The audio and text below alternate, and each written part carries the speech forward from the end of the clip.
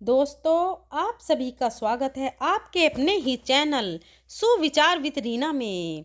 सोम प्रदोष की व्रत कथा। जय श्री कृष्णा, राधे राधे। दोस्तों, आप सभी को सोम प्रदोष व्रत की हार्दिक शुभकामनाएं। सोम प्रदोष व्रत में भगवान शिव और माता पार्वती जी की पूजा की जाती है। मान्यताओं के अनुसार सोम प्रदोष व्रत करने से व्रत रखने वाले भक्तों के सभी दोष और पापों का नाश हो जाता है। इस व्रत को करने से सुहागिन महिलाओं का सुहाग सदा अटल रहता है। जो स्त्री पुरुष जिस कामना को लेकर इस व्रत को करते हैं, उनकी सभी मनोकामनाएं कैलाशपति भगवान शंकर जी की कृपा से पूर्ण होती हैं। सूत जी कहते हैं कि त्रयोदशी व्रत करने वाले को 100 गोदान का फल भी प्राप्त होता है। इस व्रत को जो भी विधि विधान और तन मन धन से करता है, उसके सभी दुख दूर हो जाते हैं। आप सभी से निवेदन है कि कमेंट में हर हर महादेव अवश्य लिखें। साथ वीडियो को लाइक अवश्य करें। दोस्तों, आज की इस वीडियो में मैं आपको सुनाने जा रही हूँ सोम प्रदोष व्रत की बड़ी ही दुर्लभ कथा। आप सभी लोग इसे श्रद्धा और प्रसन्न चित्त मन से अवश्य सुनिएगा। एक बार प्रेम से बोलिए भगवान भोलेनाथ की जय। स्कंद पुराण के अनुसार सूत जी कहते हैं कि विदर्भ देश में सत्यव्रत नाम से प्रसिद्ध एक राजा थे।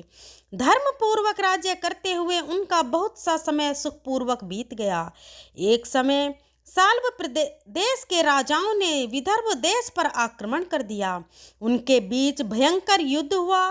दोनों पक्षों की बहुत सी सेनाएं मारी गईं, परंतु अंत में विदर्भ देश के राजा भी उनके हाथों से मारे गए।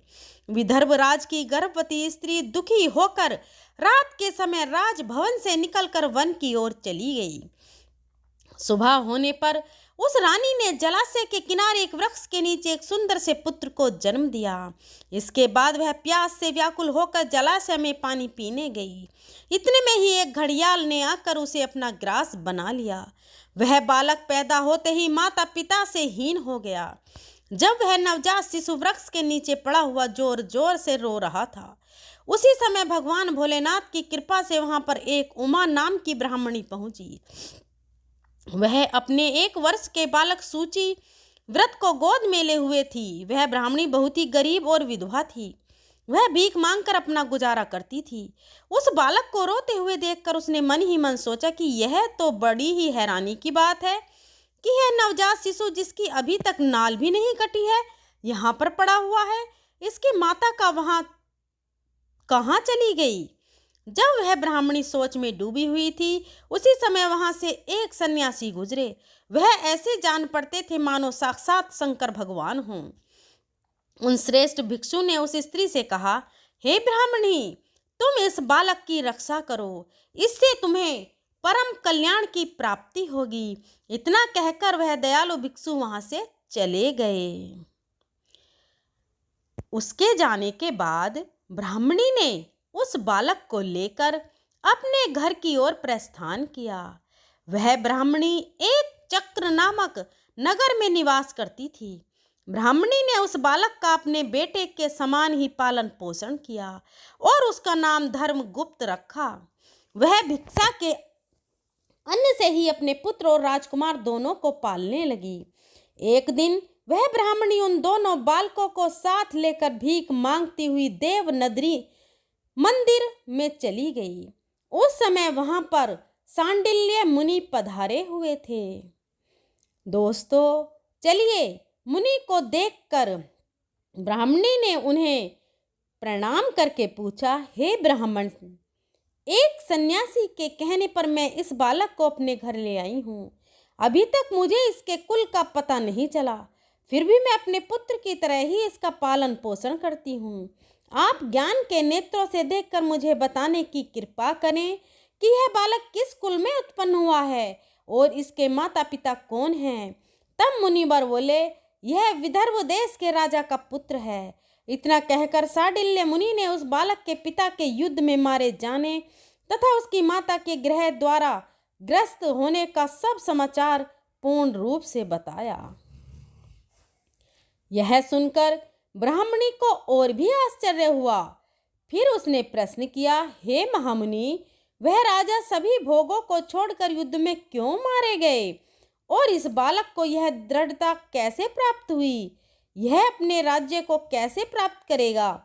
यह तो मेरे पुत्र की तरह भिक्षा के अन्न से ही जीवन निर्वाह करता है। इसकी दरिद्रता के निवारण का क्या उपाय है? तब शांडिल्य मुनि बोले, इस राजकुमार के पिता विदर्भ राज पूर्व जन्म में पांड्य देश के राजा थे। एक दिन प्रदोष काल में राजा बड़ी भक्ति भाव से त्रिलोक के नंद महादेव की आराधना में मग्न थे। उसी समय उनके नगर में बड़ा भारी कोलाहल मचा। उस शोर को सुनकर राजा ने बीच में ही भगवान शंकर की पूजा को छोड़ दिया और राजभवन से बाहर निकल गए। इसी समय राजा का मंत्री शत्रु को पकड़कर उनके समीप ले आया। वह शत्रु पांड्य राज्य का सामंत था। उसे देखते ही राजा ने क्रोधपूर्वक उसका मस्तक कटवा दिया। शिव पूजा को छोड़कर नियम को समाप्त किए बिना ही राजा ने रात में भोजन भी कर लिया। इसी प्रकार राजकुमार भी प्रदोष काल में भगवान शिव की पूजा किए बिना ही भोजन करके सो गया। वही राजा अगले जन्म में विदर्भ राज हुआ। शिव पूजा में विघ्न होने के कारण शत्रुओं ने उसके सुख भोग के बीच में ही मार डाला। पूर्व जन्म में जो उसका पुत्र था, इस जन्म में भी राजा का वही पुत्र है। भगवान शिव की पूजा का उल्लंघन करने के कारण यह दरिद्रता को प्राप्त हुआ है। इसकी माता ने पूर्व जन्म में छल से अपनी सौत को मार डाला था। उस महान पाप के कारण ही वह इस जन्म में ग्रास के द्वारा मारी गई। हे ब्राह्मणी, तुम्हारा पुत्र पूर्व जन्म में भी एक ब्राह्मण था। इसने अपना सारा जीवन केवल दान लेने में ही बिताया, यज्ञ आदि सत्कर्म नहीं किए, इसलिए यह दरिद्रता को प्राप्त हुआ है। उस दोष के निवारण के लिए अब यह भगवान शंकर की शरण में जाए। यदि यह दोनों बालक प्रदोष के दिन भगवान शंकर का पूजन करते रहे तो वर्ष भर के भीतर ही इनकी दरिद्रता का नाश होगा और राज्य सुख की प्राप्ति होगी। इस प्रकार शरण में आई हुई ब्राह्मणी को मधुर वचनों द्वारा आश्वासन देकर शांडिल्य मुनि ने उनके दोनों बालकों को भगवान शंकर की आराधना के मंत्र का उपदेश दिया। उसके बाद ब्राह्मणी अपने दोनों बालकों को लेकर वहां से चली गई। 4 मास बाद एक दिन ब्राह्मण का पुत्र नदी में स्नान करने गया। वहां उसे धन से भरा हुआ एक घड़ा मिला, जिसे लेकर वह अपनी माँ के पास गया। माँ धन से भरे हुए घड़े को देखकर खुश हो गई और उससे कहने लगी, इसे अपने भाई के साथ आधा आधा बांट लो। मगर धर्मगुप्त ने इस धन में हिस्सेदारी से मना करते हुए कहा, मैं किसी अन्य के भाग्य का भागी नहीं हो सकता। प्रत्येक व्यक्ति स्वयं के कर्म का फल भोगता है। इस प्रकार प्रसन्नता पूर्वक भगवान शंकर की पूजा करते हुए उन दोनों कुमारों को 1 वर्ष व्यतीत हो गया।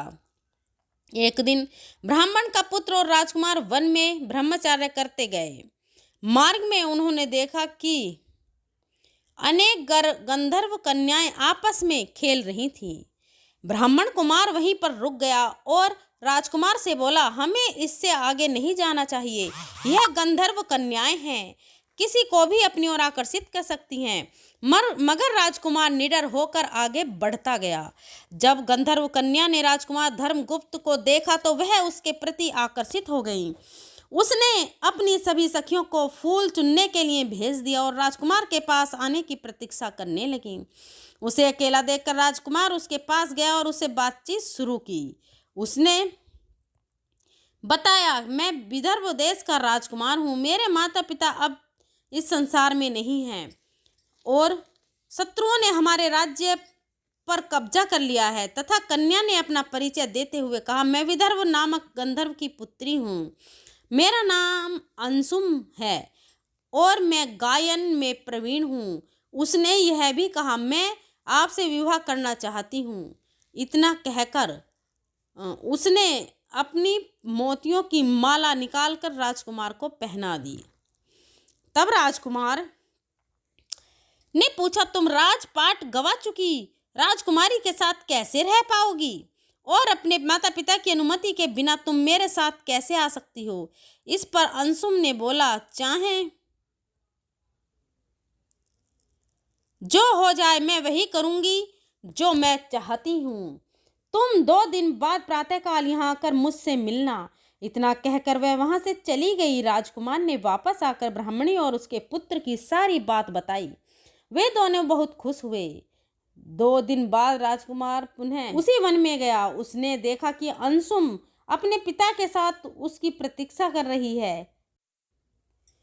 तब गंधर्व राज ने राजकुमार से कहा, मैं कैलाशपुरी गया था। वहां भगवान शिव और माता पार्वती ने मुझे बुलाकर कहा कि धर्मगुप्त नामक राजकुमार राज्य से विहीन होकर भटक रहा है।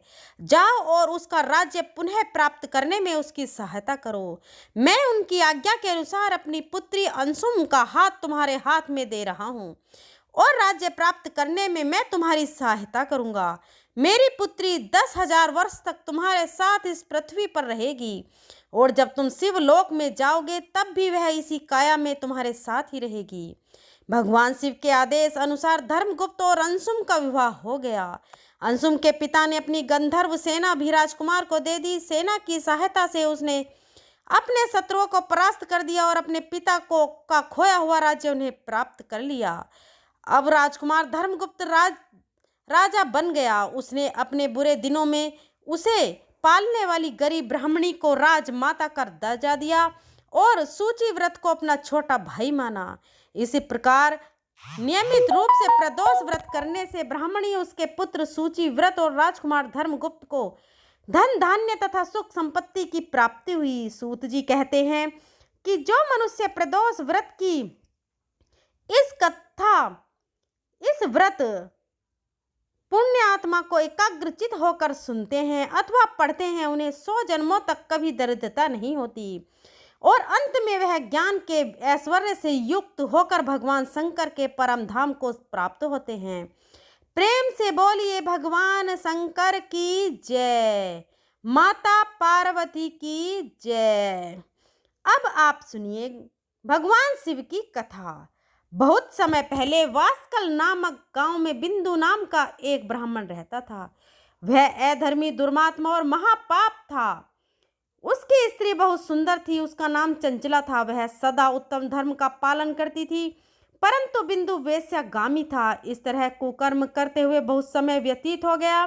उसकी स्त्री काम से पीड़ित होने पर भी धर्म नाश के भय से कलेश सहकर ही भी काफी समय तक धर्म भ्रष्ट नहीं हुई, परंतु आगे चलकर वह भी अपने दुराचारी पति के आचरण से प्रभावित होकर दुराचारी और अपने धर्म से विमुख हो गई। इस तरह दुराचार में डूबे हुए उस पति पत्नी का बहुत सा समय व्यर्थ बीत गया। वेश्यागामी, दूषित बुद्धि वाला वह दुष्ट ब्राह्मण बिंदु कुरीन के दुखों को भोगकर वह मूढ़ बुद्धि पापी विद्य पर्वत पर भयंकर पिशाच हुआ। इधर उस दुराचारी बिंदु के जाने पर चंचला नामक स्त्री बहुत समय तक पुत्रों के साथ अपने घर में रहती रही।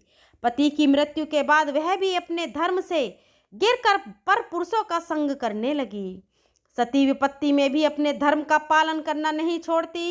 यही तो तप है, कठिन तो होता है लेकिन इसका फल मीठा होता है। एक दिन देव योग से किसी पुण्य पर्व के आने पर वह अपने भाई बंधुओं के साथ गोकर्ण क्षेत्र में गई। उसने तीर्थ के जल में स्नान किया और जनों के साथ वहां घूमना फिरने लगी। वह एक देव मंदिर में गई। वहां उसने एक ब्राह्मण के मुख से भगवान शिव की परम पवित्र एवं मंगलकारी कथा सुनी। ब्राह्मण कह रहे थे कि जो स्त्रियां व्यभिचारी करती हैं वे मरने के बाद जब यमलोक जाती हैं तब यमराज के दूत उन्हें तरह तरह के यंत्रणा देते हैं। वे उसके कामांगर के डंडों से दागते हैं, तप्त लोह के डंडों से उनका संसर्ग कराते हैं। यह सारे दंड इतनी वेदना देने वाले होते हैं कि जीव पुकार पुकार कर कहता है कि अब वह ऐसा नहीं करेगा, लेकिन यमदूत उसे छोड़ते नहीं हैं। कर्मों का फल तो सभी को भोगना पड़ता है। देव ऋषि मनुष्य सभी इससे बंधे हुए हैं।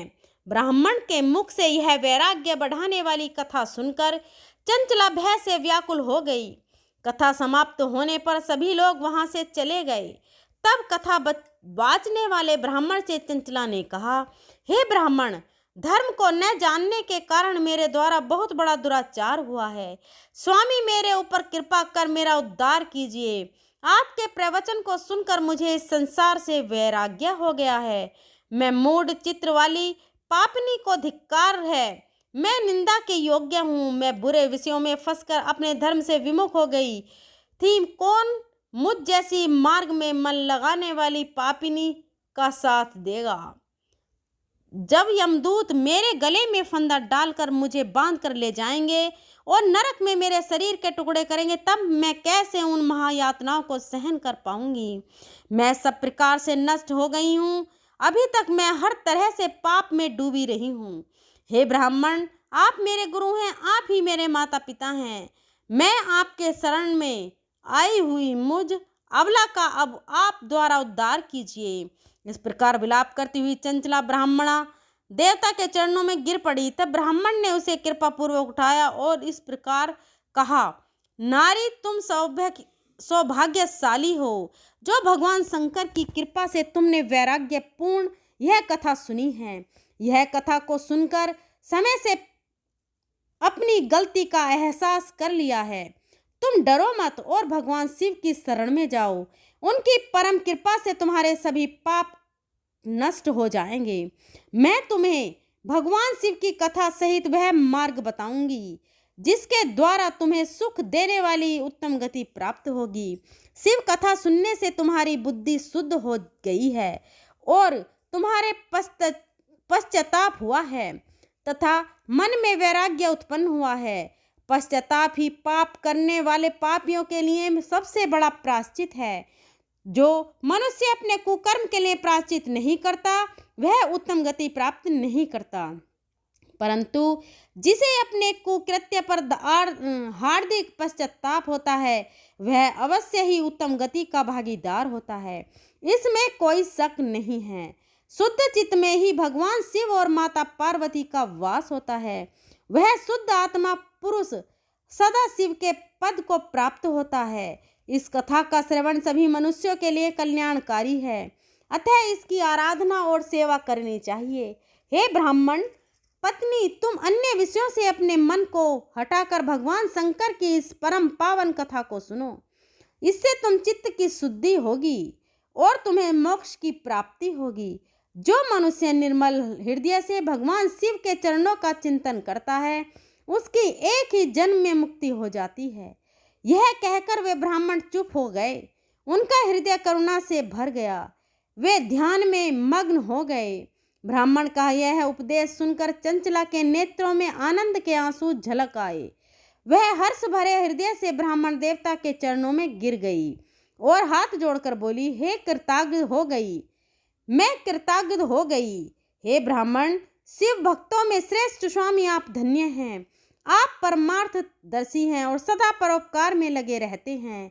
साधु में नरक के समुद्र में गिर रही हूँ, कृपा करके मेरा उद्धार कीजिए। जिस पौराणिक और अमृत के समान कथा की बात आपने की है उसे सुनकर ही मेरे मन में वैराग्य उत्पन्न हुआ। उस अमृत कथा को सुनाने के लिए मेरे मन में बड़ी श्रद्धा हो रही है। कृपया आप मुझे उसे सुनाइए। कथा सुनने की इच्छा मन में लिए हुए चंचला उन ब्राह्मण देवता की सेवा में वहीं रहने लगी। उस गोकर्ण नामक महाक्षेत्र में उन ब्राह्मण देवता के मुख से चंचला भगवान शिव की भक्ति, ज्ञान और वैराग्य बढ़ाने वाली और मुक्ति देने वाली परम उत्तम कथा सुनकर कृतज्ञ हुई। उसका चित्त शुद्ध हो गया। वह अपने हृदय में शिव के सगुण रूप का चिंतन करने लगी। वह सदैव शिव चिंतानंद में स्वरूप का स्मरण करती थी। इसके बाद अपना समय पूर्ण होने पर चंचला ने बिना किसी कष्ट के अपना शरीर त्याग दिया। उसे लेने के लिए एक दिव्य विमान वहां पहुंचा। यह विमान शोभा साधनों से सजा हुआ था और शिव गणों से सुशोभित था। चंचला विमान से शिवपुरी पहुंची। उसके सारे पाप धुल गए। वह दिव्य रूप धारिणी दिव्यांगना हो गई थी। वह गौरांग देवी मस्तक पर अर्धचंद्र का मुकुट और अन्य दिव्य आभूषण पहने शिवपुरी में पहुंची। वहां उसने सनातन देवता त्रिनेत्रधारी महादेव शिव को देखा। सभी देवता उनकी सेवा में भक्ति भाव से उपस्थित थे। उनकी अंग कांति करोड़ों सूर्य के समान प्रकाशित हो रही थी। 5 मुख और हर मुख में 3-3 नेत्र थे। मस्तक पर अर्धचंद्र आकार मुकुट शोभायमान हो रहा था। कंठ में नील चिन्ह, उसके साथ में देवी गौरी विराजमान थी, जो विद्युत पुंज के समान प्रकाशित हो रही थी। महादेव जी की कांति कपूर के समान गौर थी। उसके शरीर पर श्वेत वस्त्र थे तथा शरीर श्वेत भस्म से युक्त था। इस प्रकार भगवान शिव के परम पूज्य रूप के दर्शन कर चंचला बहुत प्रसन्न हुई। उसने भगवान को बारंबार प्रणाम किया और हाथ जोड़कर प्रेम, आनंद और संतोष से युक्त होकर विनीत भाव से खड़ी हो गई। उसके नेत्रों से आनंद के आंसुओं की धारा बहने लगी। भगवान शंकर और भगवती गौरी उमा ने करुणा के साथ सौम्य दृष्टि से देखकर चंचला को अपने पास बुलाया। गौरी उमा ने उसे प्रेम पूर्वक अपनी सखी बना लिया। चंचला सुखी पूर्वक भगवान शिव के धाम में उमा देवी की सखी के रूप में निवास करने लगी। एक दिन चंचला आनंद में मग्न उमा देवी के पास गई और दोनों हाथ जोड़कर उनकी स्तुति को करने लगी। हे गिरिराज नंदिनी स्कंद माता उमा, आप सभी पापों, मनुष्यों एवं देवताओं द्वारा पूजित तथा समस्त सुखों को देने वाली हैं। आप शंभु प्रिय हैं, आप ही सगुण और निर्गुणा हैं। हे सच्चिदानंद स्वरूपा, आप ही प्रकृति की पोषक हैं। हे माता, आप ही संसार की सृष्टि, पालन और संहार करने वाली हैं। इस प्रकार सद्गति प्राप्त चंचला देवी की स्तुति कर शांत हो गई। उसकी आंखों से प्रेम के आंसू उमड़ आए। तब शंकर प्रिया भक्त वत्सला उमा देवी ने बड़े प्रेम से चंचला को चुप कराते हुए कहा, सखी चंचला, मैं तुम्हारी इस स्तुति से प्रसन्न हूँ। बोलो क्या वर मांगती हो? तब चंचला बोली, हे गिरिराज कुमारी, मेरे पति बिंदु इस समय कहाँ हैं? उनकी स्थिति कैसी है? मुझे बताइए और कुछ उपाय कीजिए ताकि हम फिर से मिल सके। महादेवी, मेरे पति एक शूद्र जाति वैश्य के प्रति आसक्त थे और पाप में ही डूबे रहते थे। गिरिजा बोली, बेटी, तुम्हारा पति बिंदु पापी था। उसका अंत बड़ा भयानक हुआ। वेश्या का उपभोग करने के कारण वह मूर्ख नरक में अनेक वर्षों तक अनेक प्रकार के दुख भोग रहा है। अब शेष पाप को भोगने के लिए वंद पर्वत पर पिशाच की योनि में रह रहा है और वह दुष्ट वही वायु पीकर रहता है और सब प्रकार के कष्ट सहता है। गौरी देवी की यह बात सुनकर चंचला अत्यंत दुखी हो गई। फिर उसने किसी तरह स्थिति स्थिर करती हुई दुखी हृदय से माँ गौरी से उसने एक बार फिर पूछा, हे महादेवी, मुझ पर कृपा कीजिए और मेरे पापी पति का उद्धार कीजिए। कृपा करके मुझे वह उपाय बताइए जिससे मेरे पति को उत्तम गति प्राप्त हो सके। गौरी देवी ने कहा, यदि तुम्हारा पति भगवान शिव की पुण्यम उत्तम कथा सुनने तथा वह इस दुर्गति को पार करके उत्तम गति का भागी हो सकता है। अमृत के समान मधुर गौरी देवी के यह वचन सुनकर चंचला ने दोनों हाथ जोड़कर मस्तक झुकाकर उन्हें बार बार प्रणाम किया और प्रार्थना की कि मेरे पति को भगवान शिव की कथा सुनाने की व्यवस्था की जाए। ब्राह्मण पत्नी चंचला के बार बार प्रार्थना करने पर शिव प्रिया गौरी देवी ने भगवान शिव की महिमा का गान करने वाले गंधर्वराज तुमरो को बुलाकर कहा, तुमरो, तुम्हारी भगवान शिव से में प्रीति है। तुम मेरे मन की यह बातें जानकर मेरे कार्यों को सिद्ध करते हो तो मेरी इस सखी के साथ वंद पर्वत पर जाओ। वहाँ एक महाघोर और भयंकर पिशाच रहता है। पूर्व जन्म में वह पिशाच बिंदु करी हो गया था। वह स्नान, संध्या आदि नित्य कर्म छोड़कर अपवित्र रहने लगा। क्रोध के कारण उसकी बुद्धि नष्ट हो गई थी। दर्जनों से उसकी मित्रता तथा सज्जनों से द्वेष बढ़ता जा रहा था। वह अस्त्र शस्त्र से हिंसा करता, लोगों को सताता और उनके घरों में आग लगा देता था। चांडाल से दोस्ती करता और वह रोज वैश्या के पास जाता था। पत्नी को त्याग कर दुष्ट लोगों से दोस्ती कर उन्हीं के संपर्क में रहता था। वह मृत्यु तक दुराचार ने फांसी फंसा रहा। मृत्यु के बाद उसे पापियों के भोग स्थान यमपुरी में ले गए। वहां घोर नर को वह सहकर इस समय वह विद्ध पर्वत पर पिशाच बनकर रह रहा है और पापों का फल भोग रहा है। तुम उसके सामने परम पुण्य पापों का नाश करने वाली भगवान शिव की दिव्य कथा का प्रवचन करो। इस कथा के सुनने से उसका हृदय भी सभी पापों से मुक्त होकर शुद्ध हो जाएगा। वह प्रेम प्रेत योनि से मुक्त हो जाएगा। दुर्गति से मुक्त होने पर भी बिंदु नामक पिशाच तुम विमान पर बिठाकर भगवान शिव के पास ले आना। माँ उमा का आदेश पाकर गंधर्व राज तुम्हारी प्रसन्नता पूर्वक अपने भाग्य की सराहना करते हुए चंचला को साथ लेकर विमान से पिशाच के निवास स्थान विद्ध पर्वत पर गया। वहां पहुंचकर उसने विशाल आकृति वाले पिशाच को देखा। उसका शरीर विशाल था, उसकी ठोड़ी बड़ी थी। वह कभी हंसता, कभी रोता, कभी उछलता था। महाबली तुमर ने बिंदुकरी के पश्चात तुमर ने कथा वाचन के लिए स्थान तलाश कर मंडप की रचना की। शीघ्र इस बात का पता लोगों को चल गया कि एक पिशाच के उद्धार हेतु देवी पार्वती की आज्ञा से तुमर भगवान शिव की कथा सुनाने वंद पर्वत पर आया है। उस कथा को सुनने के लोभ से बहुत ही देव वर्ष वहां पहुंच गए। सभी को आदर पूर्वक स्थान दिया गया। पिशाच बिंदु को आसन पर बिठाया गया। तब तुमर ने परम उत्तम भगवान शिव की अमृत कथा का गान शुरू किया, जिससे सभी श्रोता कृतज्ञ हो गए। परम पुण्य कथा को सुनकर पिशाच सभी पापों से मुक्त हो गया और उसने पिशाच शरीर का त्याग कर दिया। शीघ्र ही उसका रूप दिव्य हो गया। उसका शरीर गौरवपूर्ण वर्ण का हो गया। शरीर पर श्वेत वस्त्र एवं पुरुषों के आभूषण आ गए। इस प्रकार दिव्य देहधारी होकर बिंदु अपनी पत्नी चंचला के साथ स्वयं ही भगवान शिव का गुणगान करने लगा। उसे दिव्य रूप में देखकर सभी को बहुत आश्चर्य हुआ। उसका मन प्रसन्न आनंद से परिपूर्ण हो गया। सभी भगवान महेश्वर के अद्भुत चरित्र को सुनकर कृतज्ञ होकर उनका यशोगान करते हुए अपने अपने धाम को चले गए। बिंदु अपनी पत्नी चंचला के साथ विमान में बैठकर शिवपुरी की ओर चल दिया। महेश्वर के गुणों का गान करता हुआ बिंदु अपनी पत्नी चंचला और तुमर के साथ शीघ्र ही शिव धाम पहुंच गया। भगवान शिव और देवी पार्वती ने उसे अपना पार्षद बना लिया। दोनों पति पत्नी सुखपूर्वक भगवान महेश्वर एवं देवी गौरी के श्री चरणों में अवचलित हो गए। दोस्तों, आज की कथा आपको कैसी लगी कमेंट करके ज़रूर बताएं। अगर मेरे बोलने में कोई त्रुटि हुई हो तो मैं हाथ जोड़कर माफ़ी चाहती हूँ।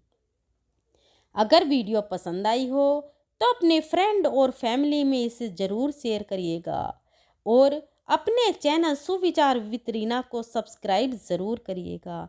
मिलते हैं अगली वीडियो के साथ, तब तक के लिए धन्यवाद। जय श्री कृष्णा, जय भोलेनाथ, जय माँ पार्वती।